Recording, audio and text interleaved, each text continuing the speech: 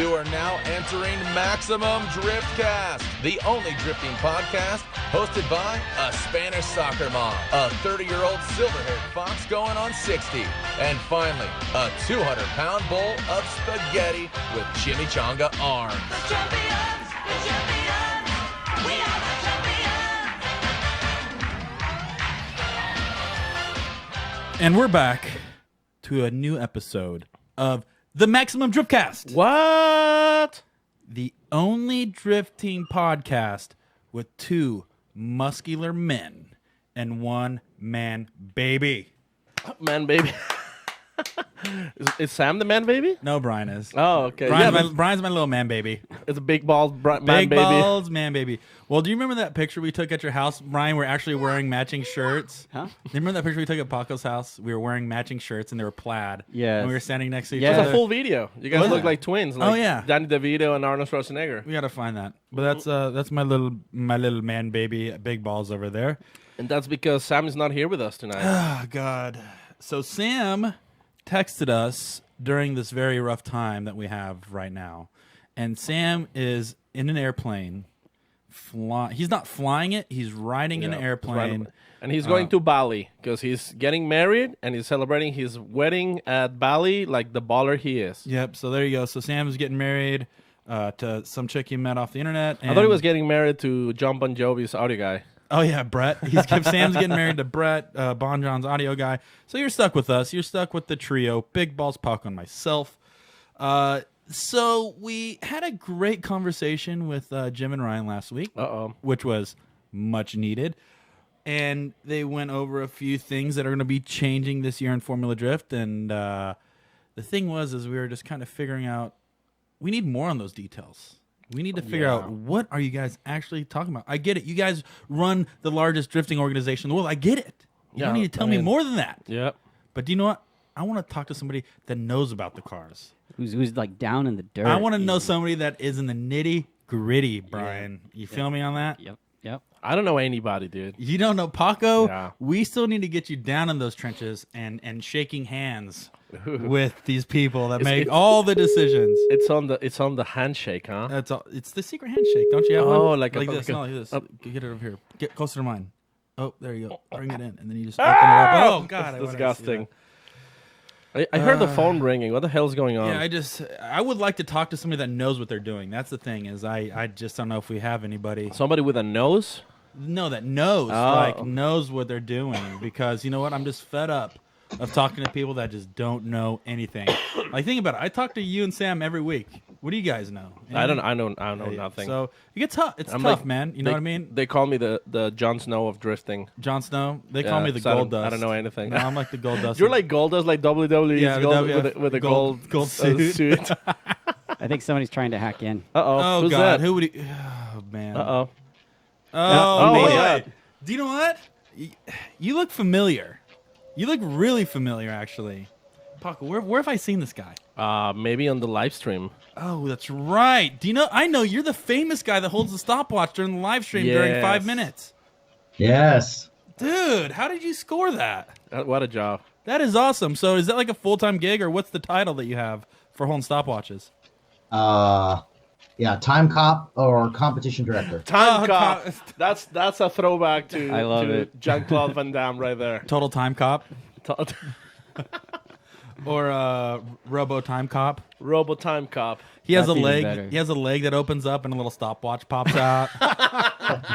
Dun, dun, dun, dun, dun, dun, dun, dun. So, anyways, maybe you can help us. I know you've been running the time clock for quite some time, but I'm looking somebody that could help us out with some tech stuff. Do you know anybody? Sure, I can try to help you Oh, out. you. well, hold on. I don't know. Hold I mean, on. at least give us your credentials. Like, Is this the? I'm assuming you're Kevin Wells. Is this the Kevin Wells that built the space station? Not quite. Okay. Well, is this the Kevin Wells that built the highest horsepower steam engine? Nope, that's not me. Is this hold on, Paco? Is this the Kevin Wells, which was the crew chief of Formula of Chris Forsberg when he won his championship? Yes. uh-oh. One of them. Okay. Now it's kind of ringing. Starting to ring a Did bell. you work on Von Ginn Jr.'s team? I worked with Vaughn back in the day when he was on Falcon. Okay. Oh, so you've worked with Team Falcon then, right? That's correct. Wow. Okay. Let me see. We might be onto something here. Have you been with Formula Drift since like day one? Yep, since the All right, beginning. maybe you might help us a little bit then, because it seems like you might have a little bit more credentials than Paco. But Hey, before we get started, real quick, Kevin, we only see like barely your chin, man. If you just angle it down Oh. just a little Oh, bit. there it goes. There Look you at go. Thank you. That was Brian Young, Maximum Driftcast technical supervisor.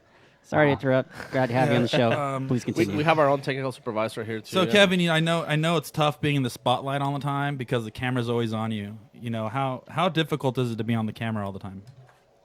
I try to avoid that as much as possible, but sometimes it happens and people crash and we have the clocks out. That just seems so uncharacteristic of you. You know, I usually see you as a guy jumping in. You're very outspoken. A lot of your posts on Facebook are very public. You know, I just want to know, how tough is it to maintain that kind of personality and image in the drifting community? That must be the Kevin that made the space station, because yeah, that's not me. Oh, I got you confused as Andy Luck. Sorry. Oh, Yes, that guy. That was my bad. Sorry, Andy. Sorry, Kevin. So, Kevin, thank you for coming on the show. I'm glad we got all that stuff out of the way, because I really didn't know much about you other than you won championships with Forsberg, and I know you love Dr. Pepper. But now I know everything about you, and now I feel confident asking you any question. Paco, how do you feel? I have so many questions. I don't even know where to start. Man, I know this is going to be one. And Sam was really wanting to be on this because he wanted to know, who do you think you are? That's the question is, hey, who do you think you Yeah, are? he sent us a question specifically for you. So But I think we've answered that. I feel confident enough. We answered the who do you think you are. Sam's second question is, what gives you the right? Let's start off with that. What gives you the right, Kevin? The right to do what? Exactly. That's not a bad answer. We haven't had Perfect. that answer before. We'll take it. So we talked to your buddies, Jim and Ryan, last week, and they were mentioning tons of stuff that's happening to the series. They brought up the fact that, God, they went over so many different things. Paco. Which where, Just as far as technical rules and things that they're changing. And Oh, it seems dude. like the series is really developing a lot this year and trying to make it, I don't know, a little more streamlined or efficient, or to make it a little more competitive. Yeah, a little more understood by the people who may be still trying to come new into drifting as yeah, well. there's still a big misunderstanding on what goes behind the cameras.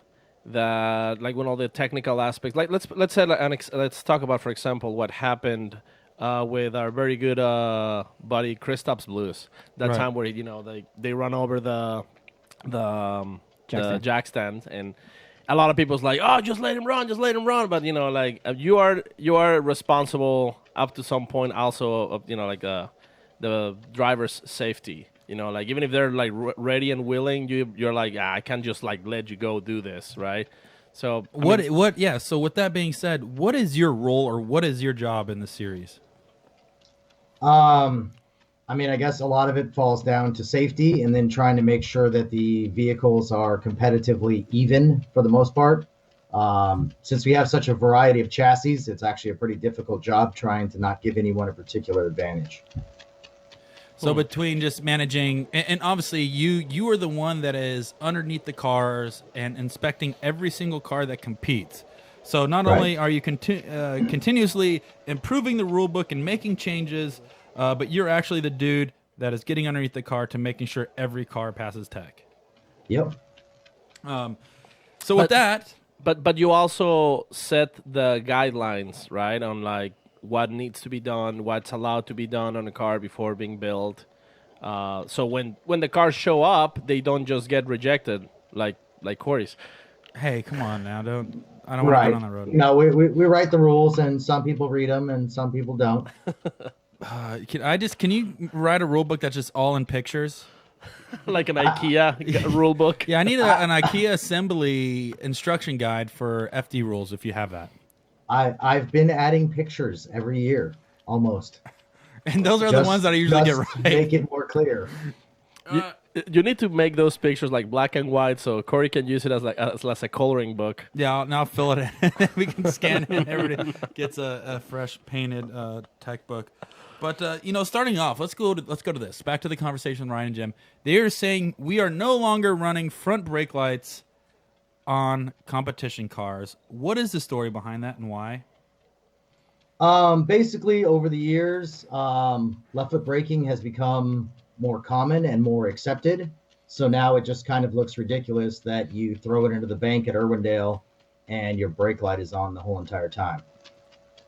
So this is kind of a way to let, not make it so obvious. They can still see the rear brake light strip and still see the tail lights, but if they're not deducting the drivers for using their tools, then we don't necessarily need to advertise it to the fans that the lead car is on the brakes. So If that makes sense. So let's roll back to when that rule was implemented. Why was that rule even implemented? Like, what was the idea of adding that front brake light strip, and when do you think that was actually added into the rule book, or how were things different then versus now? I don't know what year that was added. That was before my time with Formula D. That was when I was on the team side. I believe that was basically to just stop people from left foot braking because, then we had Reese and Sam who were tremendous left foot brakers, and there would be a lot of, front wheel lockups on the banks and using different things to control it. So it kind of reduced the momentum that a lot of people had to maintain in the lower horsepower cars. So they did that so it would stand out more. But now everyone's high horsepower and everyone does it, so it's kind of different. No, that's It's interesting. just developed over the years. Well, it's right, because you had Reese in the GTO, which at the time was probably making 500 horsepower, and then you had Sam in the Viper, which I believe you might be able to tell me this, but wasn't that like a full tube chassis custom built car? Well, he had many Vipers over the years, Right. But the basic one, as far as I know, because obviously I was just seeing it from an opposite team side, was just the regular competition coupe. Okay. But the way that those cars are constructed, they're kind of constructed more tube than a standard unibody like we're more used to seeing. Right, yeah, I had a chance to look at Dean Kearney's car, and it's like there's so much adjustability and there's so much you can do with it. It's just, do you think people are at an advantage or disadvantage driving something like that? I think that one, probably the wheelbase to width ratio and stuff like that, makes that car probably harder to drive. So it's probably not quite as much of an advantage as it would seem, since it was made Right. much more for road racing. Interesting. One of the other things I remember a couple years ago, Conrad Brunwald had a Camaro that had active aero. Remember that one, Corey? They had like little shaft in the middle to adjust. Which, I mean, I don't know if that was actually like better for drifting or not, or what. But you guys have a rule against active aero, right? Yes. What is the actual like reason why active aero is not allowed? I mean, I guess basically like on his, for example, he hit it on something and then the thing fell off and then the actuator's dragging on the ground and the wing thing's dragging on the ground. And there's a bunch of parts that can basically hit the vehicle and the driver behind them. So that is not a great outcome on that. And a lot of it would just be having the car be the same for lead and follow runs. So it's more consistent that the driver's not constantly making adjustments to compensate for the other vehicles, because then the other car has to do the same thing and it just snowballs. Well, that's kind of interesting because isn't it within this past year or two, or it might even be a little bit longer, you guys removed electronic controllable dampening from inside the car. Did you just recently remove that not too long ago? That was last year before. Yeah.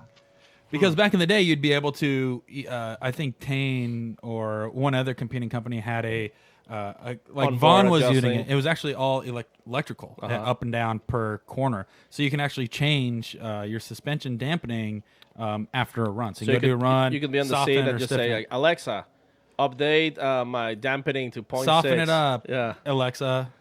Alexa, play Power Rock 80s and loosen up the rear, Alexa. Yeah. No, but yeah, that's the thing. It seems like you guys are getting down a path now where you guys are looking for more consistency between battles rather than dramatic changes in between each run.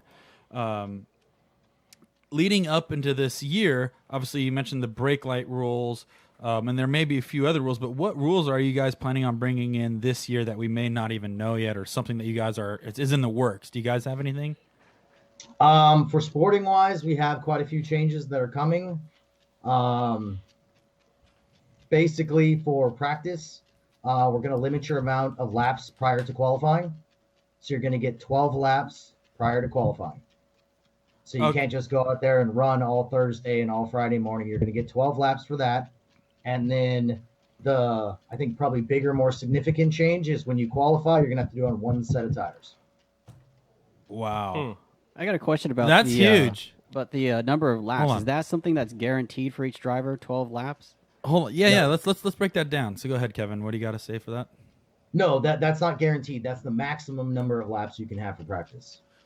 So, So if you go out there and you do 2 laps and you're content and you want to pull off, fine. If you go out and do 3 or 4 laps and then you sit out the other 3 hours of practice, we're not going to give you more time to go use the rest of your laps.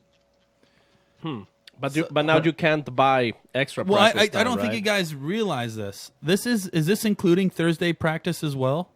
Yes, Thursday and Friday until qualifying. So- This only applies to pro, not pro 2. All right, so let me explain this real quick. So, for you guys that didn't know, Thursday, it's usually open practice for Pro 1 and Pro 2 guys. Back in the day, or even just the previous year, you can pay for a Thursday open practice, and it's not mandatory. You can pay if you want, and everybody usually does because it's a great opportunity to go out there and learn. And you can try to do as many laps as you possibly can in what is that, a 4-hour window, Kevin, for Yes. practice?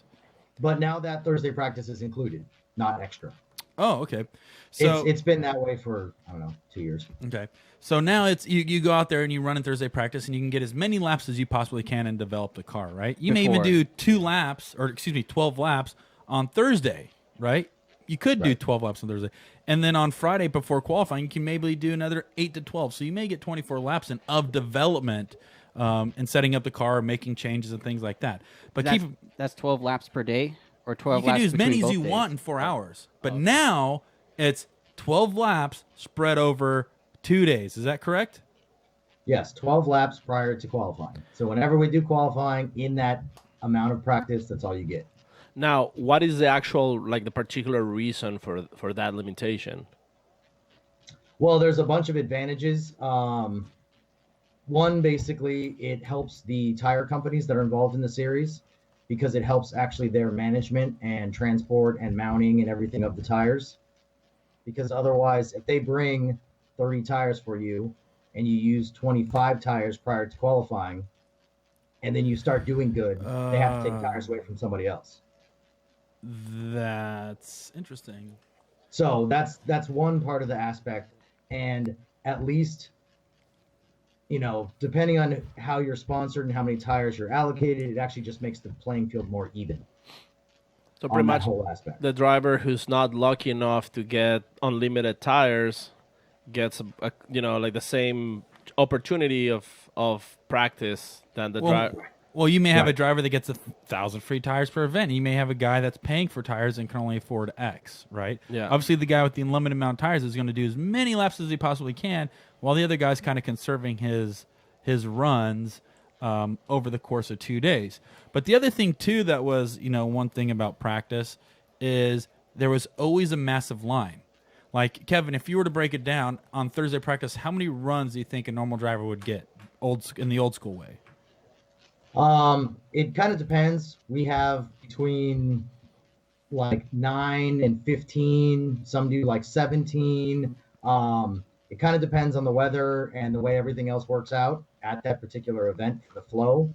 But we kept track of it over a few years to try to get to this number of 12 Right. to figure out that is a reasonable amount of practice for each driver. Over the course of 2 days. Right. And the thing is with this too is if you do happen to have a problem, we obviously we could shorten the amount of practice time and basically accomplish the same goal. So if we gave you 2 hours of practice on Thursday instead of 4, but if you had a problem or you broke a tranny or had to do something, now basically your window of opportunity is closed. You're done. Interesting. So if I leave it at 4 hours, you get a chance to swap your clutch or whatever in an hour out of those 4 hours and come back out and get more laps.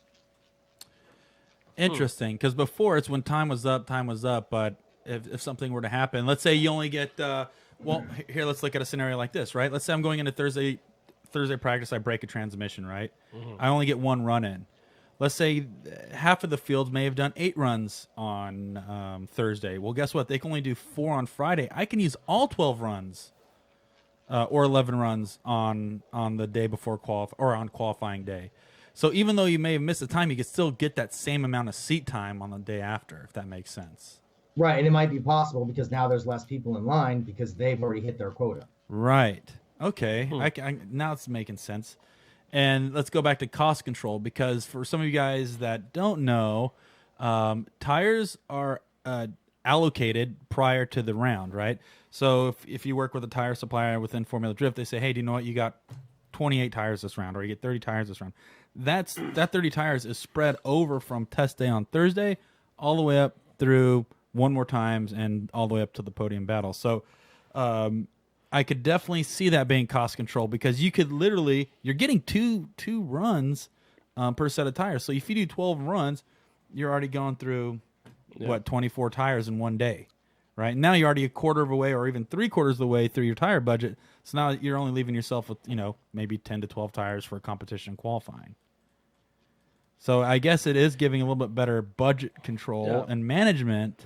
Is this something that the tire manufacturers might have brought up to the series? Like, hey guys, is there a way your drivers can spend less tires, or is it something that came up as a consequence of the of just like trying to even the playing field? Like, it just seems like there's a lot of people that it's they're writing this conspiracy theory, that the tire manufacturers are running the show now.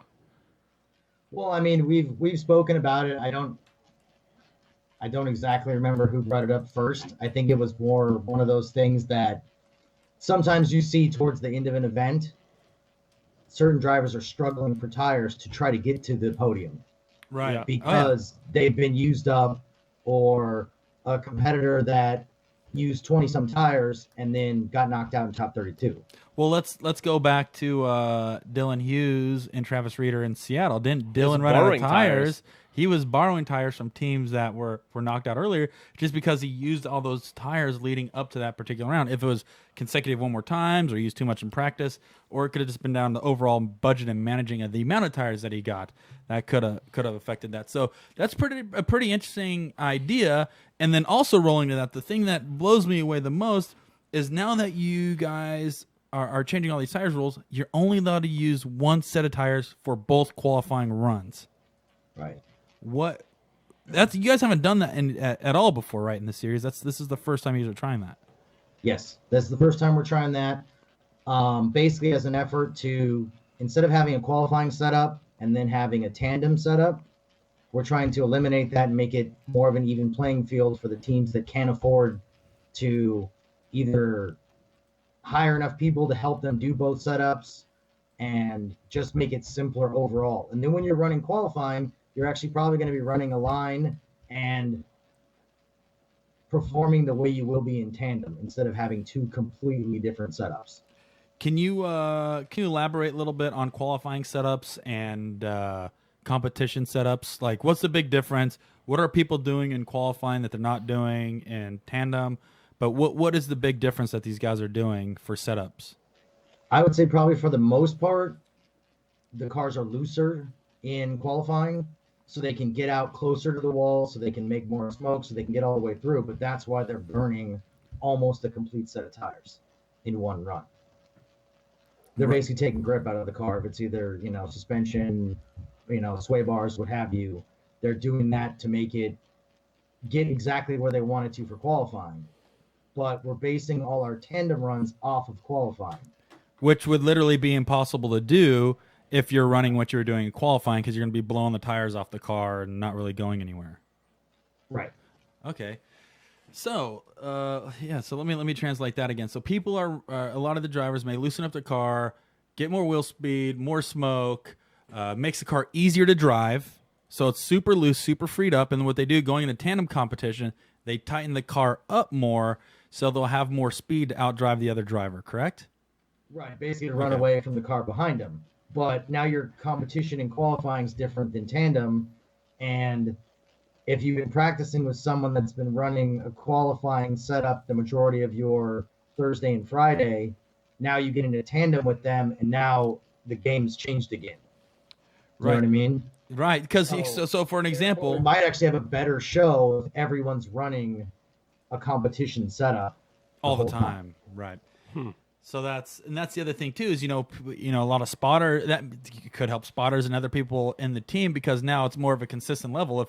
If people are timing certain sectors of the track or logging certain sectors of the track based off their qualifying, and then they try to implement that into a tandem, that information they're giving is not going to be the same because the setups are different and the speeds are going to be different.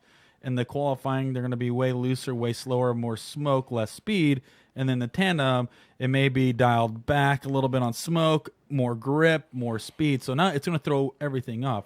Yeah, that's a good point on the spotters thing. I didn't think about that because that does make their job a lot easier, being able to study the drivers as they go along. Right, and that's one thing that I've never really considered, because I think you still do have two types of people in Formula Drift. I still think you have the people that are just going to run 10-10s all the time, and now I would say over the course of the past 5-6 years, competition has gone through the roof, and people are just finding ways to, I don't know if it's taking advantage of it, but just different strategies to give themselves an advantage, and that could be definitely one of them. So by limiting their tires and using one tire for qualifying, that may make a massive difference on overall competition and the way people drive. 100%. That's the plan. So hopefully it ends up in a better show overall that makes something better for the fans and for everyone else to enjoy, makes it easier for the smaller teams to compete with the bigger teams, just to more parity, even the playing field a little bit. Well, that's funny. Obviously, you've been around the sport for quite some time, and like one of the biggest complaints is, oh man, it's just getting so expensive now. Not everybody can afford it. But now you guys are making moves for it to be more sustainable for even for the little guys coming up into the sport. I mean, you have to. Otherwise, where are you going to get your future drivers from? Right. No, that's awesome that you guys are making moves, and it's going to be interesting to see that in Long Beach. Only one set of tires for practice, but the other thing too, or excuse me, one tires for qualifying. But on Long Beach is the only track of the year where they don't do Thursday practice, right? Correct. So you're going to have 12 practice runs. So it's all pretty much going to be the same at Long Beach. We won't notice it until the following round how the practice works out and things like that. But Right. so Kevin, with all these rules coming in and about, how did the topics of changing rules or creating rules come about? How do you guys know when to get to the point you should probably change something, or what causes an idea for you to start something? Well, I mean, I think a lot of the time it just goes back and forth. The judges see a problem or something that seems a little odd and just kind of sparks the conversation, and then we basically just bounce around ideas in emails and texts and stuff, and just try to learn from everything that's happening. And then obviously in FD Japan, I spend a lot more time with the judges than I do here in the States, so we get more time to talk to each other about different things that are happening. And our judges do so many events all over the world for different events. They can learn a lot from all these different experiences. Do you guys what's the typical reaction from the drivers when you come up with a rule, like with a new rule? Like, do you guys try to approach the drivers first, like, hey guys, what do you think if we do this?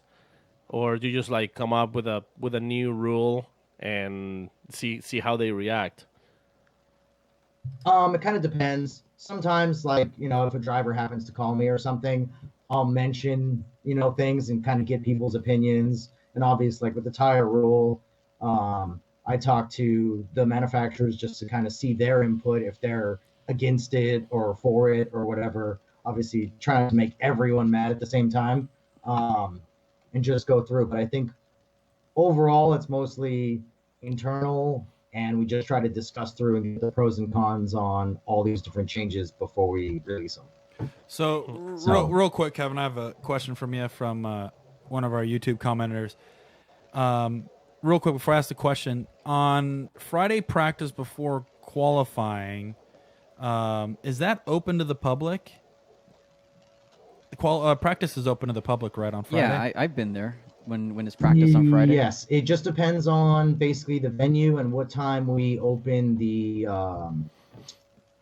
gates Okay. to let the fans in. Right. So a lot of the time, depending on it, I believe it's a half an hour into practice starting. I think it is more of the template for the schedule. Right. So some people are asking, well, if I'm going to be at a Formula Drift event and I go there to watch practice and qualifying, am I going to be missing a lot of the practice runs if people burn them up on Thursday? Is that going to affect the show for us if we show up, or how's that going to work for the spectators? Do you think are they going to be impacted by that at all if they show up Friday to watch practice and qualifying? I kind of doubt it because usually our Thursday practice block is a different time than Friday practice. So depending on when competition is the next day, like at Top 32 at the same time as Friday morning practice, a lot of people will make sure they get laps in on Friday morning practice. Either So way. it's the same time as the next day. Okay, so leading into that, let's say you qualify, you practice, you make top 32, going onto a Saturday competition day. Does top 32 open practice? They can get as many runs in as they want? Yep, free game. Okay, so you're limiting the rules prior to qualifying, but after qualifying and making the show, you can go back to practicing as much as you want. And I think that's only, an hour and a half, 2 hour long window? Yeah, hour and a half. 2 hours. So, you can- think I mean, about you the can drive practice time as much as you want, but just with those amount of tires.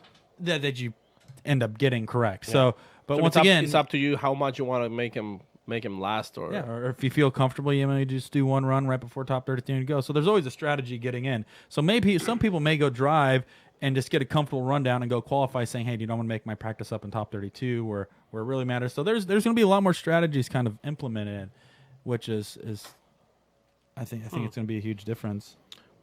what about it's been a little bit of a hot topic, but like tire debeating. Yep. That's like some people have argued for it.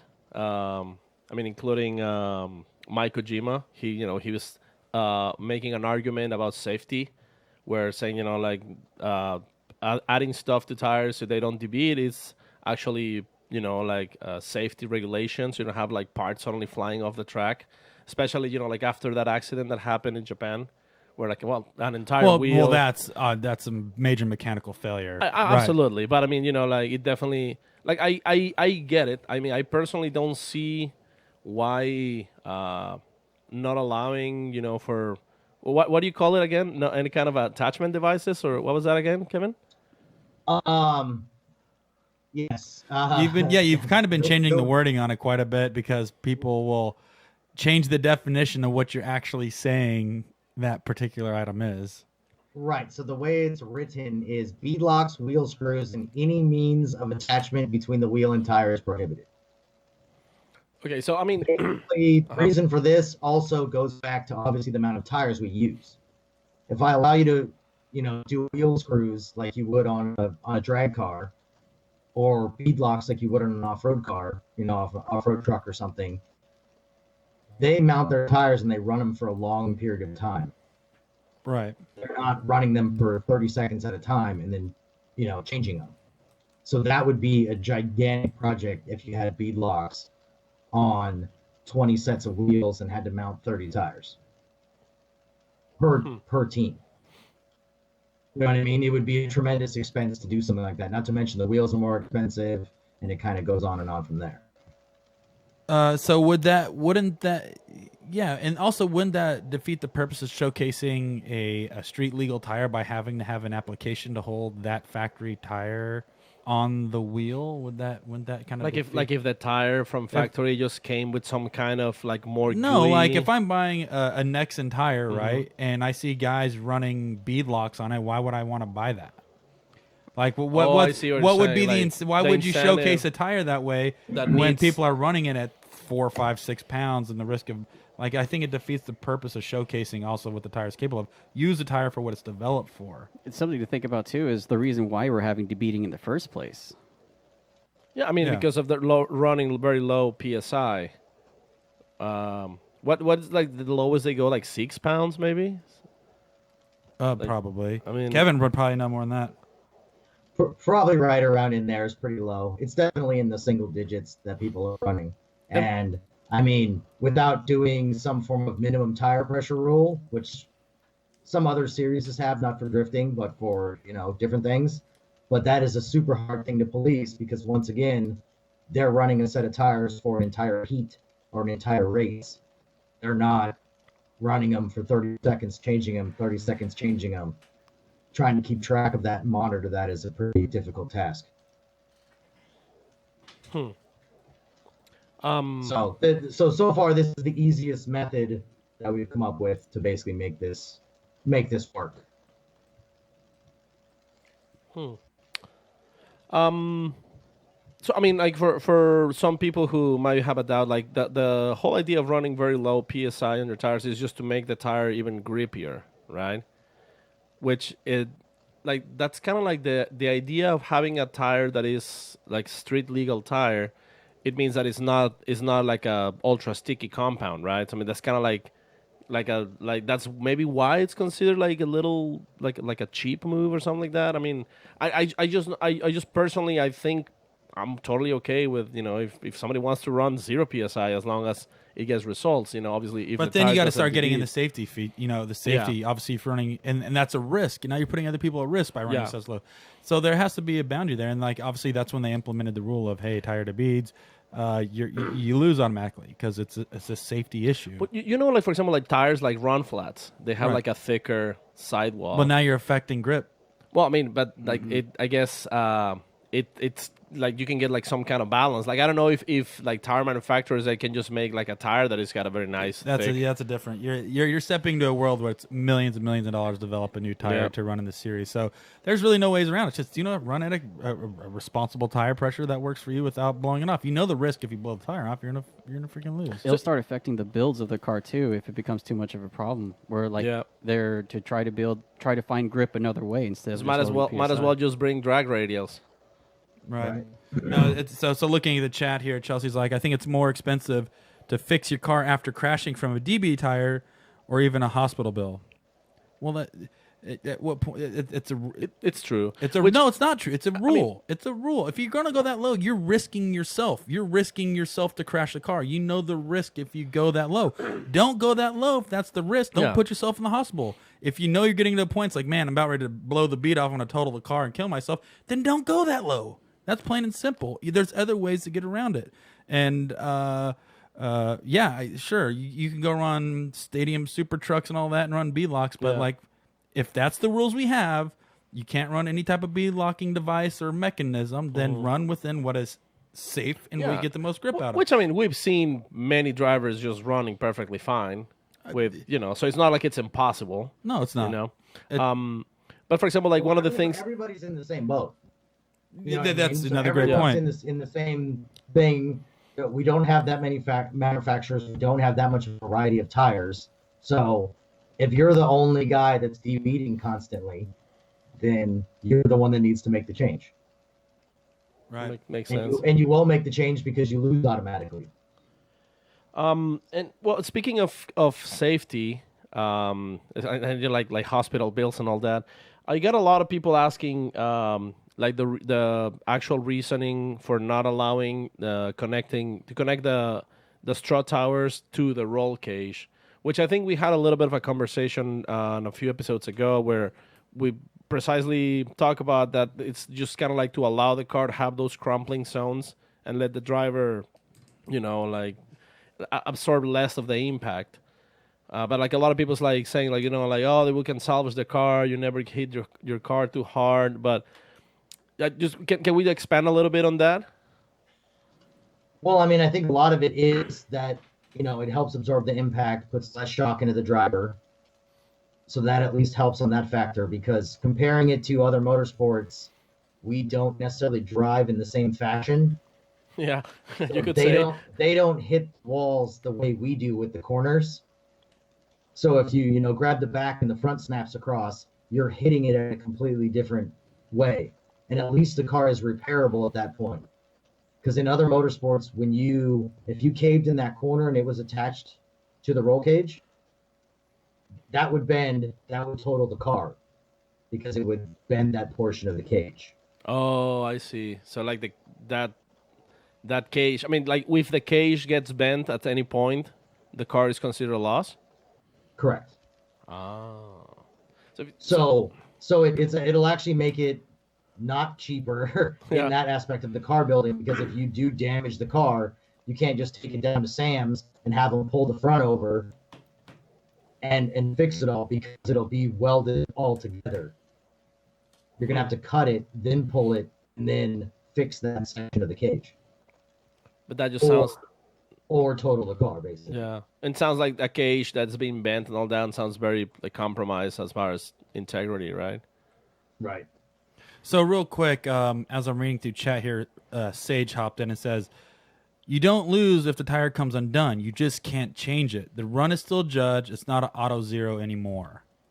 So Which is like what Jeff Jones, he had that tire to beat when he was running by himself, but he still went at it and he still. But had the thing is, the tire's so far off, you can't put it back on. You can't Yeah. change it. So he would be out. But the prime example would be Odie running Nexons back in the day at Seattle for a podium spot, and he debeated a tire, I think, coming off the Outer Bank. He ended up losing that podium spot because it just debeated, because at that point it was a DNF. So now, if the tire stays on the wheel, from my understanding, and you pull back, I believe, would you be able just to put air in it and air it up, Kevin? Is that the plan? No, so you have to just run it as is? No, you can't run if it's been previously debeated. So they can call a 5 minutes potentially and refill it, or call a 5 minutes No. and fix it? No, it's done. So when you Right. when you do a 5-minute timeout, you're not allowed to change tires. Is that correct? Correct. Unless there's been you Contact. basically can't qualify for the sake of changing tires. You have to have wrecked or had some other thing that damaged something else or damaged the rim in order to change those tires. And that would be just in case of contact, right? Like if there was like a crash or something like that. Right, or like when you're finishing the lap at Irwindale, say for some reason you hit that wall on the right hand side and you cave in that rim. Yeah. You can do it at that point. Obviously you realign the suspension and you throw another rim tire on. Okay, so that's In because most yeah. cases when that happens, I allow the other competitor to also change their tires. Huh. Then that way it's fair. You're not getting an advantage of having Fresh new tires on your car and old tires on the other car. Okay. And is it up to the driver? I mean, the driver gets to choose if they want to change tires or not. The other driver, like they don't have to. Correct. Yes, if the other driver has the option to change tires, he Okay. doesn't have to. Okay, is that new, or is that how it's always been? No, that's how it's been since we started the debeating rule. Okay. Was trying to make it at least fair on both sides. So you couldn't run over the rumble strips in Atlanta on purpose on your way back up the hill and say you need new tires, and now you have an advantage over the other guy. Now I give the other guy the option to also have new tires. That makes Basically to eliminate any fiddling around, any type of strategy that you could gain from that type of process. Right. So, for example, you're coming down to the championship run, and some dude saved his 5 minutes and says, "All right, 5 minutes. We just finished my chase run. Let me put some better tires on for the lead and burn my time up." Well, it's not going to make a difference because that dude next to you will be able to do the same thing. So, same result. Right. Keep it in the even field. And then it keeps the show going too. That way, you're not having people stop constantly to change tires because they can, and they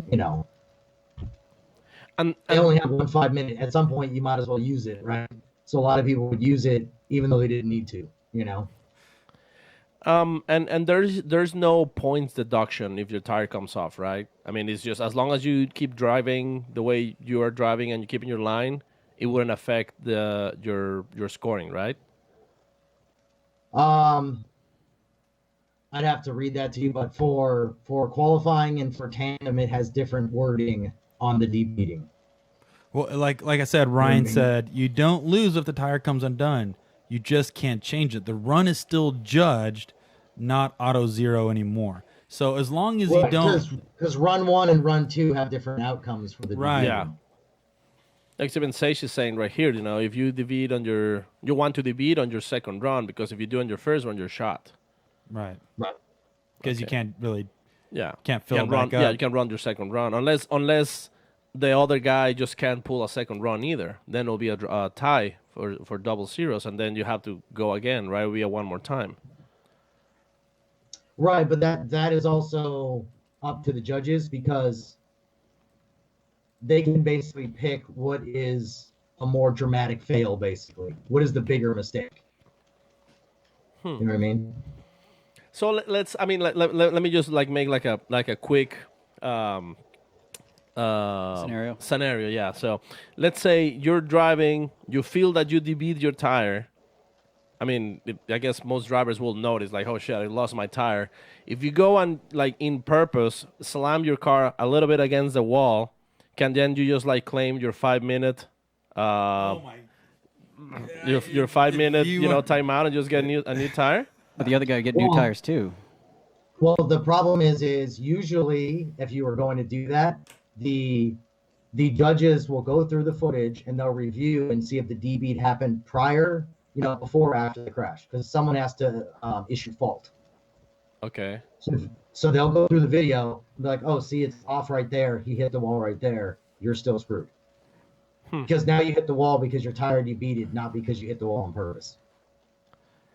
Paco, you're always gonna get caught red-handed, Paco. Well, Paco is trying to cheat. This is No, wait. way. Here's- Judges are pretty good at keeping an eye out for that stuff. Yeah, I mean, because I can totally see that happen. Like people with strategies, like, oh shit, I lost that tire. Let me just kind of like smack the wall like real quick. Why and wouldn't you trying just to drive make a it? loophole. What I would do if I were you, Paco, is I'll just drive it in nose first and total the thing. There you go. Yeah, just get. Yeah, you have the crash zone. So Yeah, you're so you have the safe. crunch.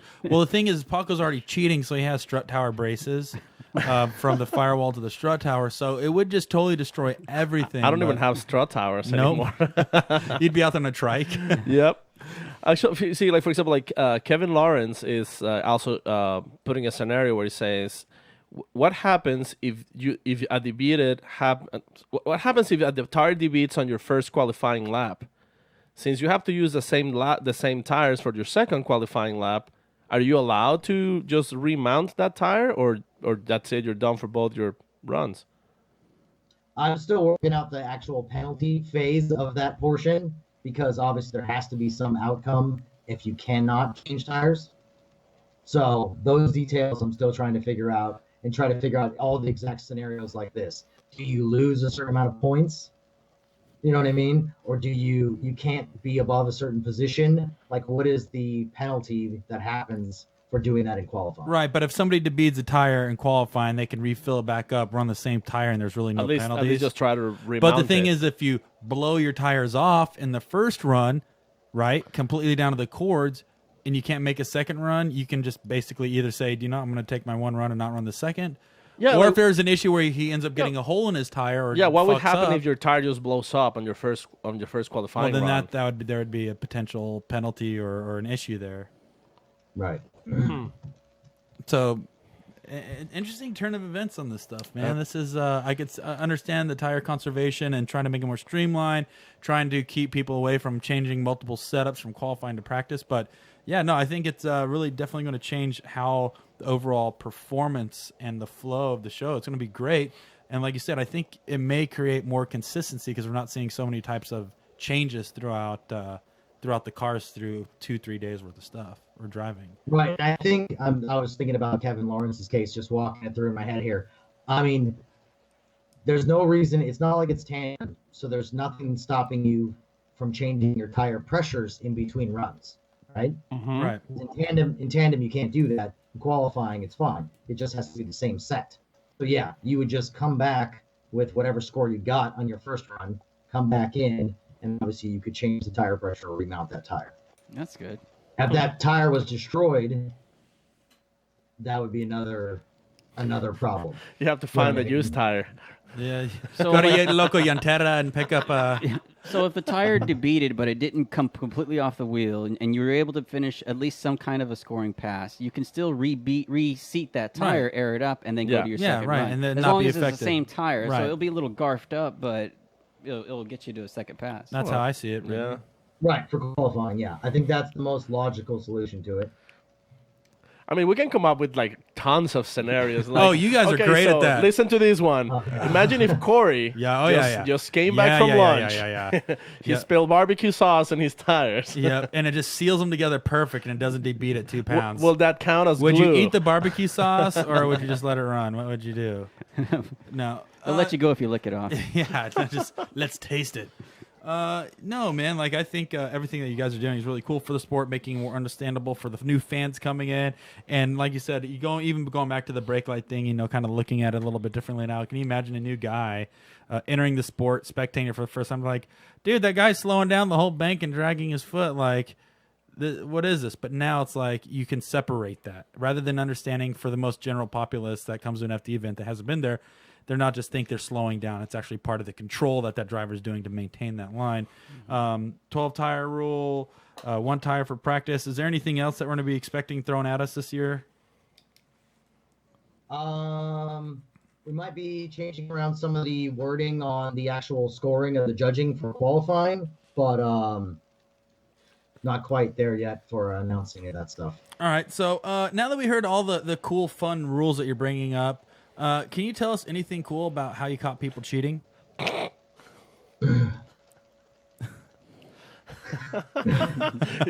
Kevin is loving it, man. Well, okay, hold on. Let's, because I want to know this. Okay, because you've obviously been in this position since 2012, and you evolved the rule book more and more each year. And you were kind of mentioning before, it's like, when things kind of present themselves, you got to start changing things. Can you at least name some things that influenced a rule book change that you've seen over the past 5-6 years? A rule book change. Well, we had to change some of the wording after Denofa's attachment devices in his tires in Orlando to get rid of the glue, but because apparently glue wasn't.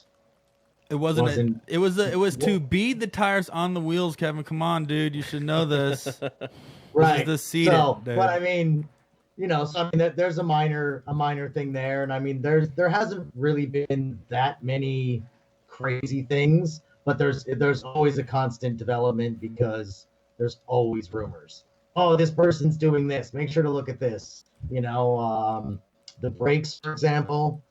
How I had to do a whole thing in there on the brake bias can only be front to rear, not side to side. Right. Because we had people with side to side on the front brakes. And then what was the deal? You have to run the factory brake switch. Is there something there that you guys have caught or something? No, you can run the factory brake switch, how it is normal, or you can run a pressure switch, and then we just clarified where the pressure switch had to be in vicinity to the master cylinder. All right, well, so let's cut to the chase here. I appreciate you giving us insight, but I want to get to the nitty gritty here. Uh-oh. All right. Okay, this is the real banger that I have for you. Why can't we wear half shell helmets? Because no one wants to see your face. That's not true, man. That's a home run. I'd come out there with face paint like ICP and light everybody up. That's what I. That's why you got that huge microphone, right? Cover your face. Yeah, damn right. Nobody wants to see this thing. They'd rather see Shaggy Two Dope out there. Just grow that sliding mustache around. bigger. Yeah, Nobody wants to see it. You just figured, windows are up half the time anyways. You're wearing a Hans device. You're strapped in. What's a little Right, Dale you're- Earnhardt open you're face going to do to you? Right, you're strapped in when something comes at your face. Put fucking Corey's window u- nets up. Corey's used to stuff coming at his face. Paco, come on, dude. That's not true. Take that back, Paco. You son of a gun. Paco, you're Going back into a little bit of seriousness. It's just more of an overall safety thing since we don't require windows or window nets. If we required windows or window nets, then maybe we could go that route. I would say But- everybody needs window nets so we can go back to what real men used to do, and that's run NASCAR around Talladega with the turn freaking left. half shell on, dude. I'm down for that. Yeah, that's what I I'm like saying. that. Yep. So we're just dang it. doing the leather helmet, right? Yeah, I'm you gonna go. do a kamikaze skull cap. Yep. I'm just gonna be like an old NFL football helmet. Make it even like like run into your car, fire it up, and then race. Like Yeah, Oh that's- yeah, not even seat belts. Yeah, that just Back to the basics. Let's go back. We- Formula One era. We're we- developing the series. We die like men. Yep. If we're going down, I'm gonna go right into the stands at Atlanta. Send me through the windshield, baby. We're going out. No, but it's like, like the thing is, like, because I get that question all the time from people is, why can't we run half shells? And as dumb as it is, half shells are comfortable, guys. I'm sorry to break it to you. It's pretty freaking comfortable, man. Nothing better than nice cool breeze hitting your cheeks. I like the surroundings of like being like in my cocoon of. Oh, is helmet. that you get focused into this Zen cocoon? Yeah. Corey You turn likes into Mothra as you sit in the van. And then you can put like cookies on the front of the piece. So if you're hungry, you just gotta like stand your mouth. And, Oh, nice. Grab The some Predator. cookies. So you turn into the Alien and Predator. Pretty much. You animal. yeah. Well, actually, there's there's a little bit of like legends. I remember listening to some stuff like this, like a car crashing into the wall, and then suddenly a bunch of ball bearings all over the track. So You're- basically, they're filling lead shot and bash bars. Yeah. And, Like I mean, for when you were talking about like cheating, like there's for example like the limitations, like the weight. Like you only have to have how many pounds of ballast? 25 or 50? 50. 50. 50 pounds Yeah. of ballast. But then you're also Yeah. allowed to put like 2 giant truck batteries on your car. If they're connected. Yeah, as long as they're Yes, connected. As long as they are connected. See, like that was one, I had that in there and then I didn't, something happened in one of the updates. So yes, I had to clarify that they must be connected. Just can't set them in there and not Like hook what's 'em sitting up. right there. Yeah. But then, for example, like what's stopping people from, let's say, like if you're making like some piece of your car where you gotta seat your your fuel tank, whatever, and you just like weld like like a half-inch plate of metal for the bottom. I mean, is that allowed? I mean, is that like weight ballast? Well, basically that can get you in trouble two ways because now you're basically structurally reinforcing the frame, Ah, which is not allowed. And then I also had to clarify that a little bit this year. We added the section regarding the skid plates and the width of the materials used in that. So you basically don't make, I don't know, a dry stump tank cover that weighs 150 pounds because you're making it out of 3/8 steel. You know what I mean? right. So basically tried to, as those tricky kind of odd things come up, try to unwind them, when we can. So like the whole and for the people like who might be wondering what's up with all the ballast and all that stuff, the idea is try to avoid people go to a bigger tire, right? Right. Well, basically, the weight puts you in the size tire you can run. So that's why people,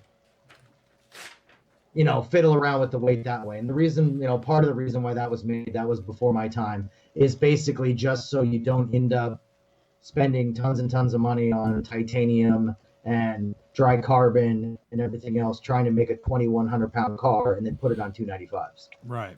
Are you Because allowed anyone else that's not spending that money can't keep up with you. are you allowed to use chromoly for your roll cage? Yes.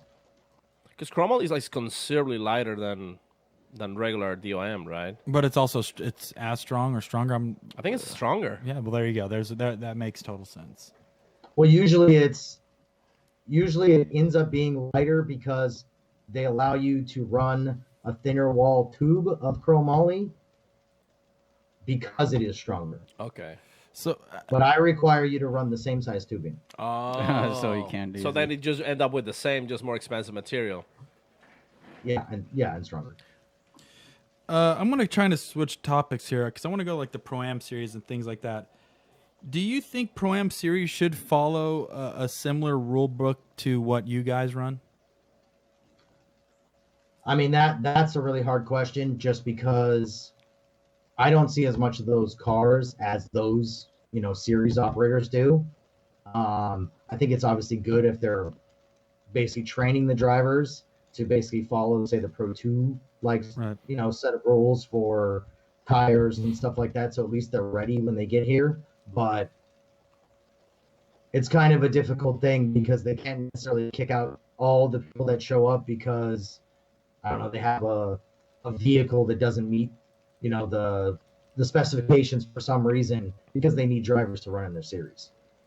So I think it's kind of hard on that aspect. But I mean, ideally, that would be great if they ran the same rules because then everyone would be ready once they stepped up to Pro 2.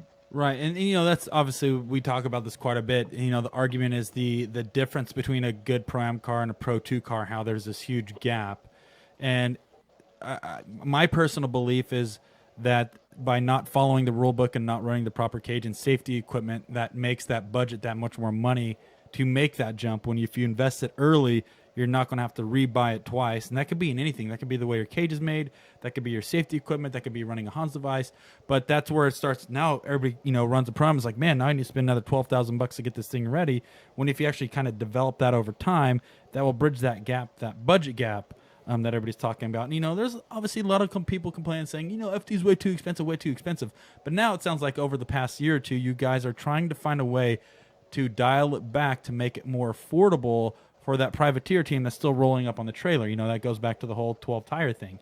That's a huge advantage, or, you know, and that evens the playing field versus somebody that can run 1 million tires through practice. But that rule does not apply for Pro 2. Well, that's of going to Pro 1. You still it's still that jump up to the series. Yeah, because in Pro 2, the theory is these guys need as much seat time as they possibly can. They need to learn. They still have a 4-hour window. And then they'll have to adapt to what Pro 1 is. But the thing is some of these Pro 2 guys haven't ran the tracks. They're not familiar with the layout. For somebody to develop and get their car dialed in for the first time at a new track in 12 laps would probably be pretty difficult. But, you know, a lot of these Pro 1 guys have been through either the Pro 2 ranks or been running multiple years in the series where it's very doable within 12 laps. Are you guys running that, you know, kind of going back to that, does Pro 2 kind of run a similar platform as far as running same tire for qualifying? No, not this year. Okay. That might happen in the future, but at this point, we're just gonna try this out for Pro and then see how it works out. And the reasoning for that is what? That basically there's more Pro teams that have the ability to do the qualifying setup versus the tandem setup versus most of the Pro 2 guys who, like you said, they haven't even been there. They're focusing on just getting through and getting it done. They're not separating and making a setup for qualifying and making a setup for tandem. Gotcha. Understandable.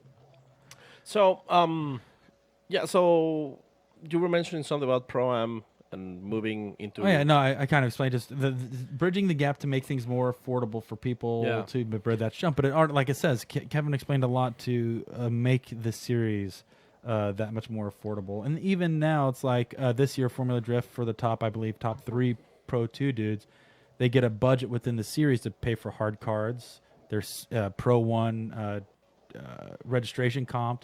So they're doing things to reward the people climbing up the ranks. So it's like, I think there's a lot of good development happening, and I'm very interested to see where it goes in the next 2-3 years. Is there any other big hard rules that are changing big time for this season? Well, one that the fans might notice would be either the wheel stickers or the tire stickers, right. or the wheel coloration.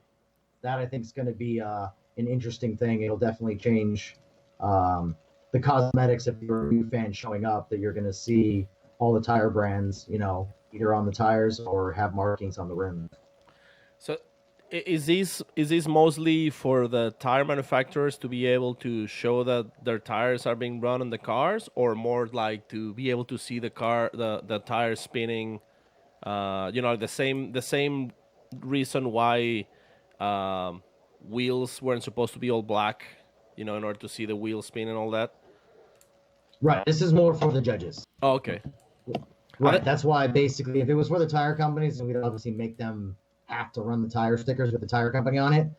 But that's why we gave the option for, you know, the coloration on the wheels or the tire stickers. So depending on how your team is set up or the tire company you're working with, you can pick either option.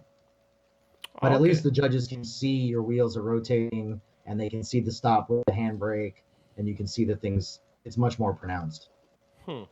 Awesome. Interesting. Well, what do you say we hit some fan questions and dude, get there's Kevin rolling? I like know we have tons over of them. 100 of questions. And Yeah, I didn't know you were so famous, Kevin. I didn't know a guy that held a stopwatch on the live stream got so popular, but you're definitely you're a popular dude. You may not know it. You should actually wear a clock around your neck and The time cop. Yes. Yep. Time Cop.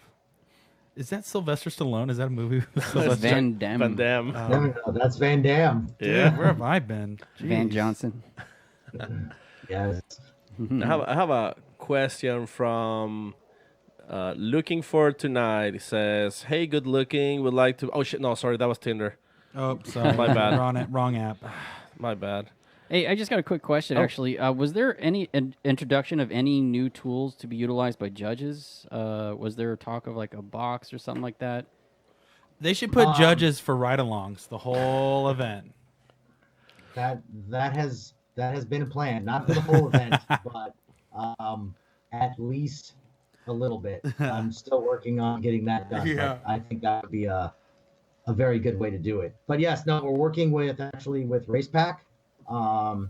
We met with them in January, and they actually have a new unit that does an awesome graphical display of the track map, over Google Maps. And I don't know how to describe it. So if you're looking down on it, obviously it gives you the coloration of the, Excel, the speed, all that type of stuff. But you can tilt it, and it gives you the height reference for like the G's and the speed and stuff. It's actually a really just very easy way to understand the data versus just being in graphs and charts. So that's the system we're going to start trying to implement slowly here and do some testing in Long Beach. I did some testing with ESSA, the week before last or whatever, and I'm going to do a little bit more testing, and that's what we're working towards is using that system. So the information from that box, like, what does it do for the judges? How does it help them? Excel decel probably. Excel more specific or more Probably. accurate? Okay. Would you agree, Kevin? Well- Is that what it is? Well, yeah, it definitely helps with that because now it's actual Hard data. the actual hard data, and the way that the data is presented actually looks very similar to our Excel decel maps because the way the coloration is on the map and that type of thing. So I think it's very easy to look at it quickly and see like, oh, that guy did brake check him, Okay. and move on. That's what I was going to ask Ness, You if there know. was a scenario in the past that this was going to provide a solution for preventing. Well, my only one question is how are you going to provide that data for like the graphs and charts? Is that going to be off multiple drivers, or what are you going to do to get that data? Well, I mean, in theory, we'll have it on everybody. when Okay, it's cool. That fully- makes when sense. it's fully implemented, but for right now, we're just going to try it on a few cars Right. and just basically see if it works the way we hope it does. Awesome. All right, I got some real bangers for you right here. I'm going to start off with this one right here. This is from Max Frolic. Ugh. All right. Okay. Actually, no, I'm going to take that back. This is from Warren 97 SS. Does FD not allow body-on-frame vehicles because of the obvious advantage of an 80s Chevrolet El Camino? Amen, buddy. I drive a Crown Vic. That's a huge advantage, dude. I can see why you ban them, but is that true or what? It used to be, well, it's not really worded anymore that body on frame vehicles aren't allowed. It used to be like that for a little bit because it had something to the regard of full frame vehicles are not allowed. But basically now, if you want a new vehicle and it's produced over the given quantity in the rule book and stuff like that, we just need to go through it and basically approve the vehicle. So you're saying it's possible then? Anything's Yeah. plausible. Oh, Paco, what do you got? Wait, so okay, wait. This, Oh, this boy. is big. All right, let's go. This is big. Yeah, so, this so is does new. that means any vehicle is allowed now? Like, I mean, like you could totally drive an El Camino if you wanted to. Well, no trucks or SUVs, but yeah, as long as you meet that, then you're fine. Huh. there so you go. the Crown Victoria would totally be allowed. They ran in it before. Or a C3. Oh, that's right. Mhm. Well, I mean, but the C3 is the same as a C6 or C7. They or a still, C3PO, so Yeah. it's all the same stuff. Here's one. This is from A East 88. What is the reason for the subframe spacing from the chassis rule? Ooh, that's up your alley, Corey. Yeah, because that happened to me, which I failed in Texas, by the way, twice, and I had to borrow subframe spacers from Honadel Jeez. to pass tech. But what is the reasoning behind that? Basically, because depending on the vehicle you're using, if I allow you to slam your subframe up to the chassis, some vehicles have almost 1.5 inch gap in there. So you get a considerable more range of motion for your inner pivot points. Then on top of that, you would get your 2 inches of movement. So if in that particular car, usually the Camaro, you can move it 3.5 inches between wow. those two options. Gotcha. Versus if you have it in, I don't know, a 350Z, 370Z, whatever, just top of my head. I don't know, it's a 1/2 inch in the front and 1/4 inch in the back or something around that area. You don't have nearly as much room to play with. Makes sense. Understandable now. Now So, I know why you failed me. It's just making it more uniform because certain vehicles always have a different advantage. This is just trying to even that out. Interesting. I have a question from TR Dixo. Oh, So, there you go. yeah. How mad were you when Kristaps drove off the jack stands? Because in the replay you can see his Kevin face. He's slow-mo. like, "God, what the fuck is this guy doing? I don't think I was mad that he really drove off the stands. That was more just like, okay, like he just shaking my head. Didn't expect that one. It was more that basically that they didn't understand that they were done, and they couldn't run with a few lug nuts loose and that type of thing on the passenger side. So that was more the miscommunication between me and some of the crew guys. But Kristaps got it once he got out of the car. He got what was going on. Was there any point where you said, dude, this guy's an animal, I need to let him run? Like, or Dude, did you ever say, dude, I want to let him run just to see what happens? Did that ever go through your mind at all? So, sometimes, but the problem is like I kind of have to. Yeah, we'll see what happens. We'll just give him a shot. Why not? It's a 50-50. Might be it was a very close yes. or it Yeah. might be bad. You But know. you should what you should do is when it comes down to a decision like that, do some like paper, rock, scissors or something to see if you should run or not. And if Flip whoever, a coin. yeah, flip a coin. You should do like a coin toss like the NFL, if you should run or not, because that would definitely make it a little bit more interesting. But then you guys would just say I was cheating. Well, that's already the case already. Yeah, that's a double-headed Yeah. coin. An It's just, afterthought. That's an afterthought. Dude, I don't know, Right, I man. have to go look at the script, right? And then see That's the right. size it lands on. Well, I'll just have to see what energy drink you're drinking. That'll usually point where the money's coming from too. Yep. So, That's a good giveaway. Dr. Pepper doesn't sponsor us. But, Oh, God they damn. can call me anytime they want. Kevin doesn't run on blood. He runs on Dr. Pepper. He has veins filled with Dr. Pepper. How many flavors is it? There's only one, baby. No, No, 23 flavors, right? 3. Yeah. God, you guys. I wanted to see how faithful were you to the Dr. Pepper legacy. So here's one right here. This is actually a good one. This is from Pistonhead Productions. What is the most Okay. innovative thing you've seen to bend the rules? So bend without breaking. Yeah. Yep.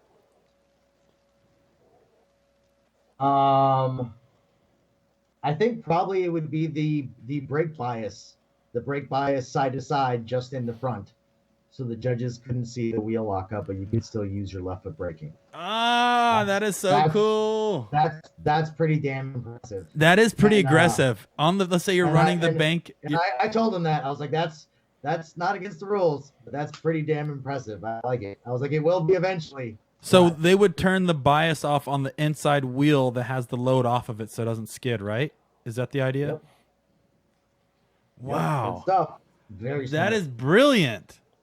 Yep. Was there only one guy doing that this year or the past couple of years? There was one, and then they did it to one other car. So there was Wow. 2 total. That is awesome. That's cool. But yeah, no, I mean that's the type of stuff I'm like, damn, okay. I kind of like that because at least it's pretty interesting innovation. Yep. Oh, I have a good one from Aaron Dookie. There you go. First time caller, first time rider. Yep, it's gonna be a hard one. He's asking, are footy pajamas a good substitute for a race suit? Asking for my friend Corey. Oh, God. Nice. I was more looking at the other one because he also wrote another comment that says, what driver has been the biggest pain in your ass, both current drivers and past? Oh, that's Corey too. Not a chance I'm answering that. But I'm sure you might get a headache from some people to be like, come on, Kevin, just let it slide, Kevin. Oh, my 5 minutes. What's 5:02 on the clock? Come on, it's only 2 seconds past, Kevin. Come on. I'm sure you haven't ran into any of those scenarios before. Because the big clock doesn't lie. Time cop can't like. Counts down and beeps, and there's nothing else. I can't help you. And here's another question that proves my point. This is from Ken the Juicy Gucci. Ooh. He says, in explanation, which means he's yelling at you, Kevin. This is not him talking nicely. This is him yelling. Please ask him to reconsider open face helmets. I'm getting anxiety attacks with my visor down. Now it's a safety issue. Now you're running into safety issues. Yeah, it's mental Well, health he issue. Yeah, has mental his health. windows bolted closed. He's getting anxiety. He should unbolt his windows. Yeah, just go. What about companion pets? Like drift with your dog. Yeah, let you have your your anxiety puppy sitting on your lap. Well, while if the you're- dog has a fire suit and helmet, I don't see why not. Right? That's a new one. Here's one from J Wright 12C. Who's got the most engineered car in the current field? Ooh. Engineered. I mean, obviously, I don't know. Bluss's cars are pretty damn nice. Yeah, they are. They go kind of over the top on some of their creativity on stuff. Obviously, the ASD builds are very nice. Those are Vons, is he? Yes. Yep. What about that Yeah, I mean, Osmo car? those are probably the easy. What about the IM standouts, I guess. or the TC? The IM, the TC. Oh yeah, no. Steph always makes pretty buff stuff too. Did you call him Papa Daddy Kisses or just do you go by Steph? What do you call him? Just Just Steph. Steph. Oh, you guys are that close, man. Yeah. Must be nice. But yeah, no, I mean a lot of the cars are it just depends on if it's complicated and engineered or simple and engineered.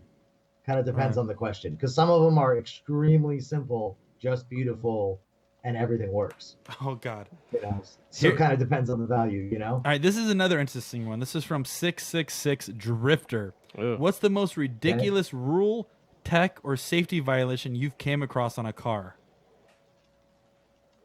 Don't have to give names, but you can give a specific scenario. I'm sure there's so Most many. ridiculous. I'm sure there's people probably rolled up the tech in Long Beach still with the car not put together at Somebody all. made you question why they're even there. Like I'm sure tech in Long Beach can get pretty exciting for you. Probably, especially like 3 or 4 years ago. Oh yeah, I mean, you know, there's cars that always don't start. There's always cars like Corey's that don't turn off. Turn off. Turn the kill switch. You know, you got cars that show up with no seatbelts. You know, there's always like random things. I don't know how extreme it is, but it's just, you know, just stuff that's not ready. You know what I mean? Right. But, damn, I can't think of anything good. I'll have to think about that one. Yeah, you have 1,000 questions to come back to on your Instagram account. I know you have tons of emails every single day, but you have a lot of people here really curious about many things, Kevin. I think So- I have a good one right here. All right. This one's from Barnhill. Right. Have you ever had to immediately make a rulebook change in mid-season, or have all changes waited until the end of a season to be implemented?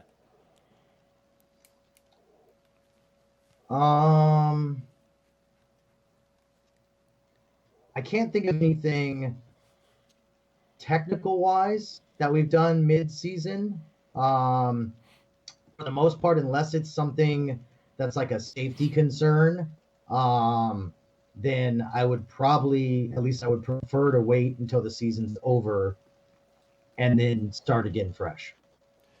Nice. Here's one. T-Man52. What's your favorite color? Green. Green. Oh. Not, There you go. There, you know, a Jared plug, a green Yeti full of Dr. Pepper. Ooh, keep there that you thing go. on ice. Here's a random question from Sausage Butt 44. Ooh, He wants to know if have you seen any type of traction control or people trying to implement traction control within the series? Well, if I've seen it, I would have busted him for it. So unfortunately, or I haven't caught anybody yet. But have you So, heard any potential stories? Like obviously that's one of the things that kind of floats around is people always talk about there's gonna be one day where traction control is gonna be in this sport. Or do you believe it exists? That should be the real question. That's the other thing. Do you Yeah. think it's already being implemented and we just don't know it? And how would we detect that? That would be pretty hard to detect. Dude, Sausage Butt just comes in with some really good Wow. questions.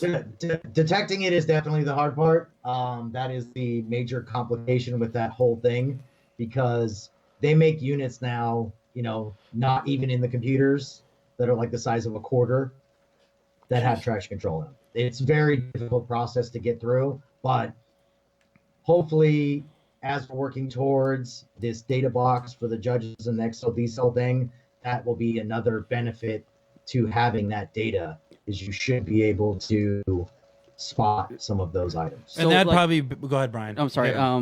So if this data box had allowed to have sensors connected to it that would optically monitor the wheels would move at a different speed if traction control is being activated compared to if the vehicle had no traction control to exist. It'll be super It hard. would probably to be at detect that. it would be well, I from my belief, Kevin may answer this differently, but from my understanding, it'd be at a more consistent wheel speed. I don't think it would ramp up or be Yeah. more modular. I think it would set it to a certain point, or depending on how it's timed, would be more sustained wheel speed rather than seeing it move much. I just didn't know But if maybe something seeing it would help detect I wonder if that. Kevin would have a better explanation of that. What data would you pull off of that to say, hey, there might be a case of traction control?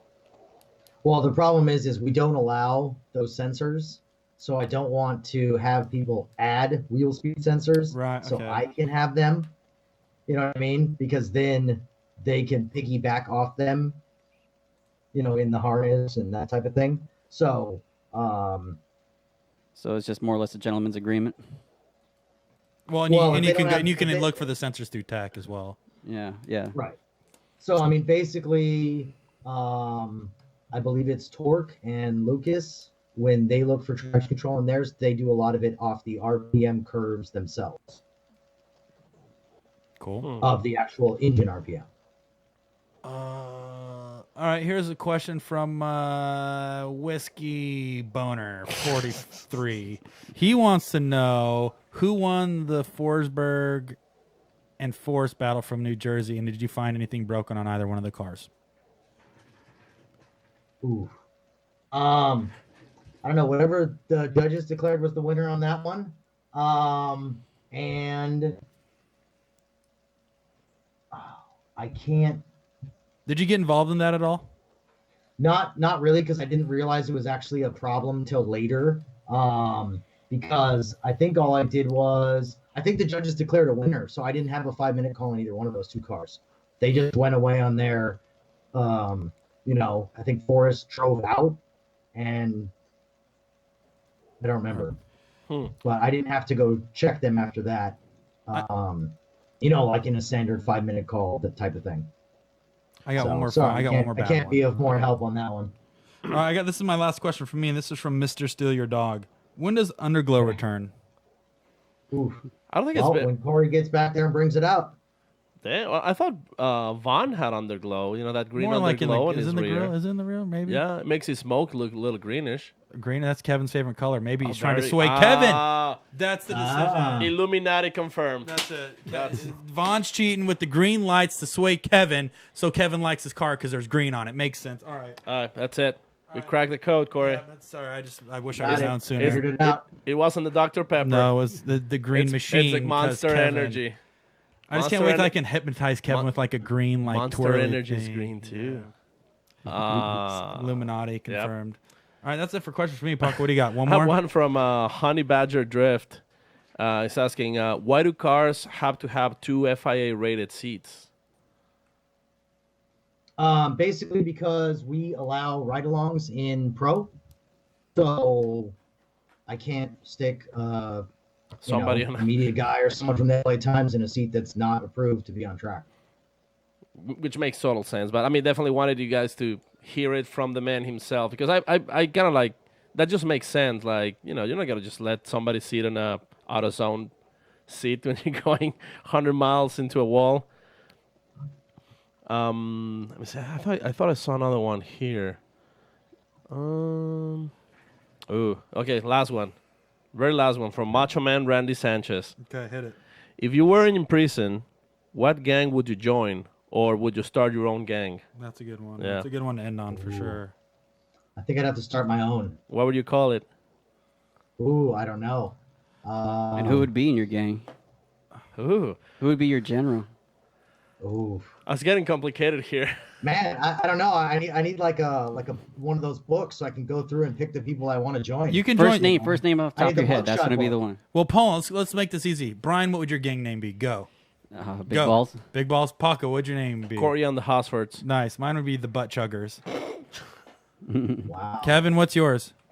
What type of gang prison are you guys in? Well, I'm chugging Dr. Pepper through my butt the whole time. I don't know what you're doing. If you want to join, you're in. I know you love Dr. Pepper, so I thought it'd be a good fit. Uh, Mine is just a cover band. there you go. That's what you guys do after this. We go do go headstands in the karaoke. parking lot and jam out like old Hanson. I got a question from Base Flu Champion All right, 2018. last one. Oof. Hit it. Baseball He champion. wants to know that if he can cut the top of his car off to make it look like a convertible, would that be legal? Oh, nope. No. That's illegal. I can call that. Oh wow, Corey, you want to be like Formula Drift's next? I'm technical taking Kevin's advisor? job after this. I'm taking notes this whole time because I know how bad I want to tech cars. I love I'm just working proud on. of Corey. He read the rule book. Hey, don't take that for Well, granted. when you fail it 3 or 4 times, you have to reread it a few times. Come on. I'm just saying. It's almost bringing a tear to my eye here. Hey, dude, I'm trying to get up to par here. If I, it took me a while to learn it and read it, but I'm on page 4, so I got about 60 more to go. So we gonna put some money on before you bring your car out to Atlanta or what?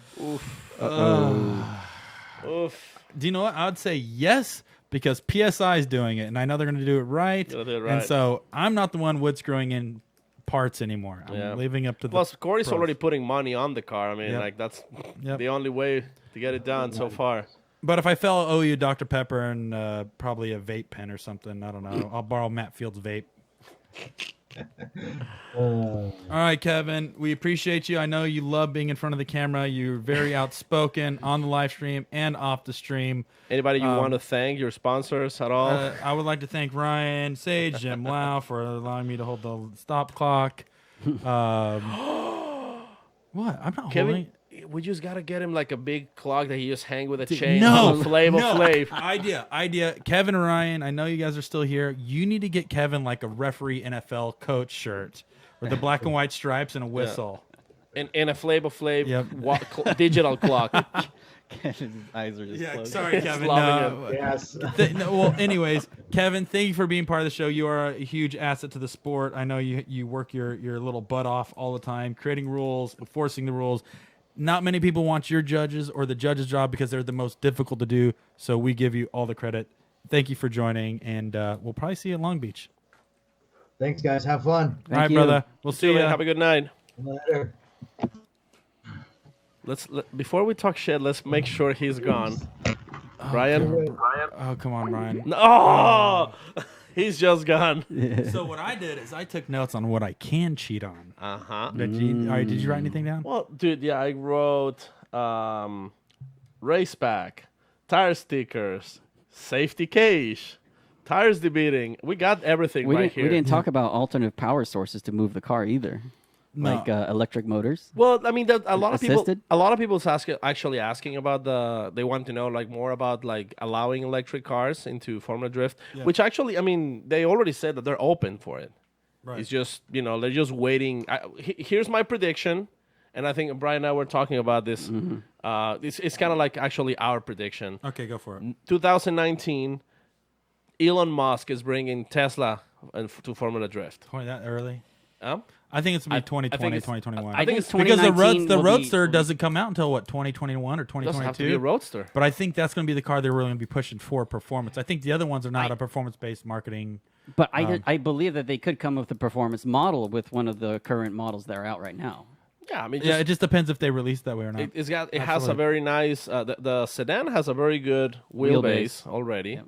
and I think it just all depends on what Tesla wants to go with the marketing. If they would come up with something like that, then I'm just I know Elon Musk is listening because he always tunes in. Yeah, first he's caller, actually. Do you long-time know? listener. Anytime the Roadster Outer Space, we're live. It streams to the Roadster. So yeah. Oh yeah, he's watching I don't know, right now. Brian. Well, Thanks I mean, for setting that up. We saw that. I mean, we posted a photo. Actually, he was listening on his way to work.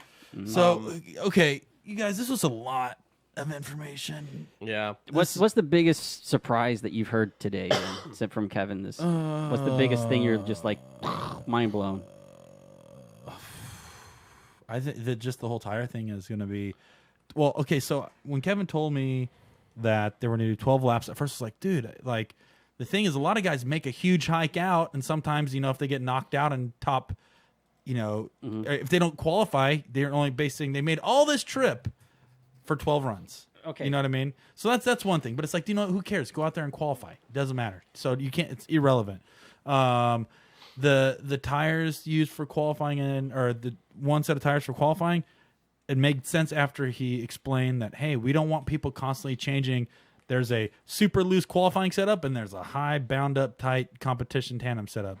Now it's you get what you see from qualifying all the way up through competition. So I think it's going to let them play a field that way. I think the sport is changing a lot, and I think they're making a lot of changes. And this is like 14 years of data or 13 years of data they have to build it to this point. So, and nothing's saying these rules are permanent either. They've removed rules in the past as well. If this doesn't work, it can totally change it. But they've justified it between themselves to make it an actual rule for the season to see how it plays out, which is really interesting. It's going to be one of those rules that a lot of people is very resilient about taking on it until they start working on it and they realize like, oh, okay, well, this actually beneficial. Beneficial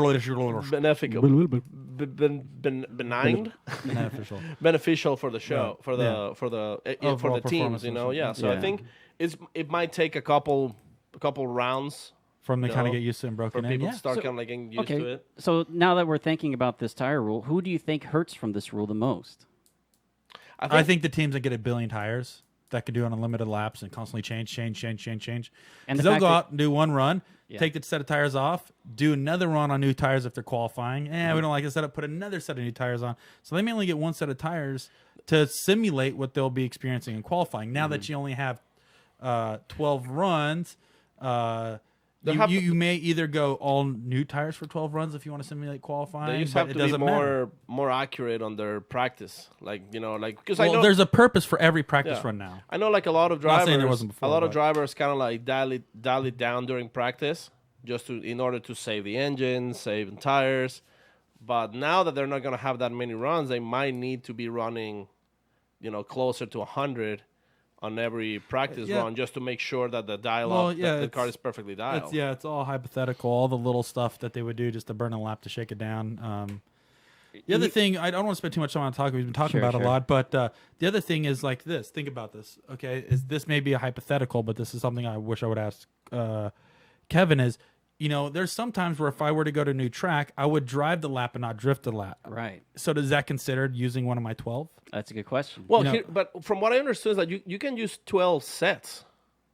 No, you're wrong. It's 12 laps, one set. So what I'm saying is if I go to a new track and I don't want to drift the first lap, I just want to get a lay of the land and see what the course is like, if there's any debris or what the aft surface condition looks like. Hold on. Yeah. Then I'm not did 8 to 10 laps before, but then that's not a day. So that means I've been running into a lot of people, and especially of our old fat, where people would spend tons of money back. Yeah. And the thing I was thinking about is so many people invest money incorrectly into that they do it 3 or 4 or 5 or 6 times, and I've been guilty. And the thing is I know